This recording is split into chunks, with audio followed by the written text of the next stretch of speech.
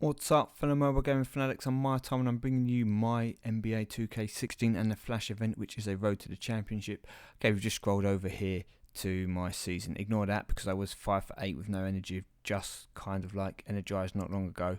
So my previous season, I did not bring you the rewards because I completely forgot about this game. And yeah, I went out in the first round, clean sweep, to a bot with no energy, nothing. So I thought there's no point even showing you that. I just got the reward. I can't even remember what I got now. Let's have a go down here. I got Billy Cunningham, that was it. So yeah, that's a bit of a shame because I should have really had a good chance to get another playoff card. I kind of fudged that up a little bit, but we got back into a new one now anyway. And the Flash event, I remembered it come out sometime on a Tuesday-ish or sometime during the day. I couldn't remember what time it started, so I did join this after it being going for about 9 hours.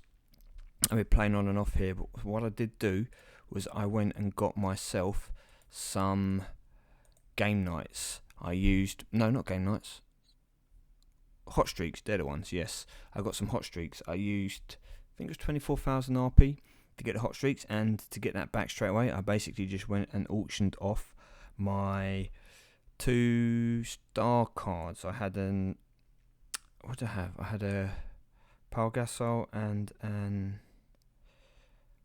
who's the other one I had? I can't remember. Phoenix Suns. Is it Eric Bledsoe? I can't remember. Anyway, yeah, I basically auctioned off 2 star cards. I got myself all the way through. Just got the Chris Bosh Legendary, which I'm not going to be using. I'm now into the Vince Carter. I am going to try and see if I can get my way through the Vince Carter and get the Kyle Lowry card. I do feel that these, should we say, not so much flash events, but the road to the cups are going to be the best way for me to get the decent cards, because the Rivals Clash, I don't have any intention of putting the kind of time, effort and money into it to get those rewards. I can't physically, because I still have to work, so I can't dedicate the time and the days to do so, even if I did it without sleep. Now, I will give a little shout out to somebody called D Nice, who has, I don't know his in-game name, so I can't tell you that, but he does watch my videos, and he commented that he managed to get that Patrick Ewing card, and I think he came 5th, I think he said, and that ended up being, I think it was 50-something thousand points, and like to get into the top 100, you needed like 26 or 28,000 points. So to get that kind of pointage is, it's ridiculous. So kudos to you, mate. Kudos to you getting that. It must have been, well, I know you said it was a complete grind and a complete mission, so I can only say congratulations. I'm going to try and play one game here, see how I do. If I have to drop down, because obviously my team isn't particularly great.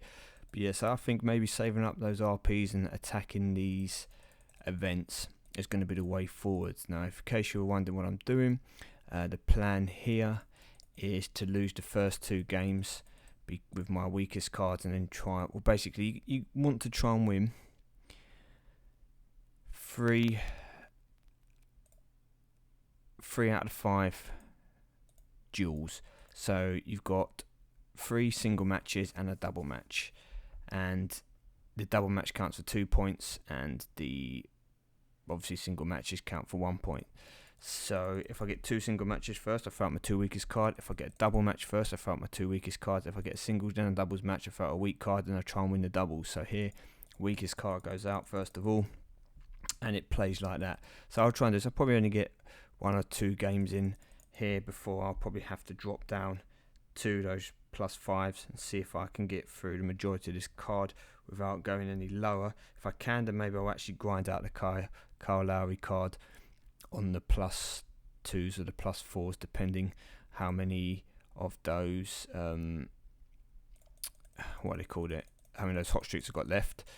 But yeah, just while we're doing this, just say once again congratulations to D Nice, and just something else that I have been thinking of, not just over the course of this game, but all the supercar the franchises. I do really think they need to have some kind of a pack scheme in place, and by pack scheme I mean more of a reward scheme, I guess. So let's say that you go and, my theory is they should do it, that you go and buy packs, you get points, and then you can exchange those points either for guaranteed cards. So say a bit like the Black Top Challenge, you can get guaranteed cards that you can purchase with your points, or they should allow you to get free packs or something, because there is no real incentive to continuously open packs and not get any of the top rewards, and the packs aren't cheap either. So like myself, I'm not going back to the packs because of that. I think maybe they're missing a trick here. I think maybe they could have got more people engaged with packs by saying, every time you open a pack, you get loyalty points, blah blah blah, and you could save those loyalty points up. And I think rather than giving you free packs because you're not guaranteed anything, there should be a kind of like a place you can go to purchase every week or 2 weeks.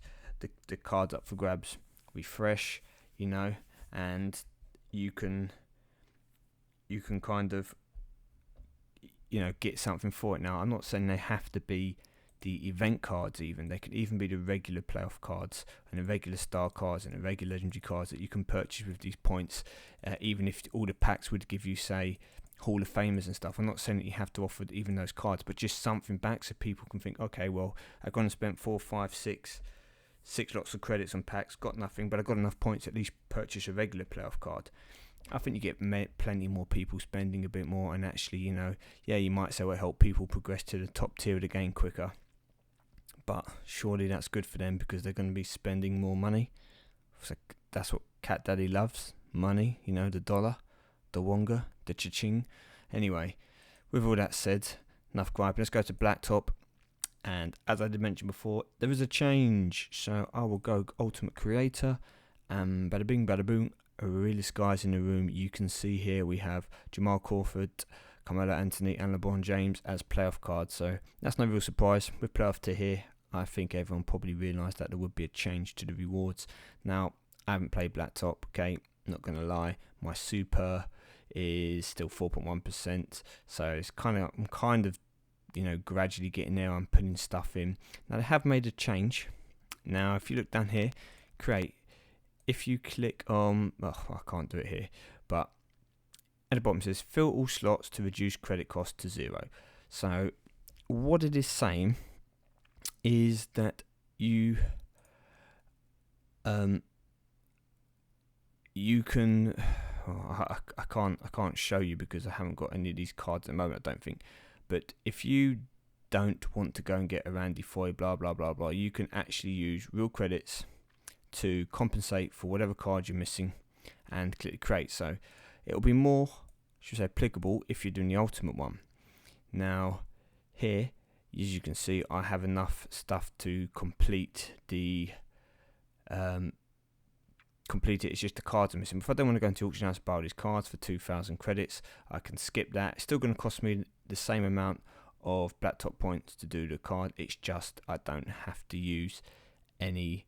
I'll have to use credits, and I don't have to try and get all these guys from the auction house or from random drops. So another way for them to take a bit of money, another way to save people a little bit of time and a bit of RP. But to be honest with you, it's probably just going to be easier for you to just try and buy the cards in the auction house.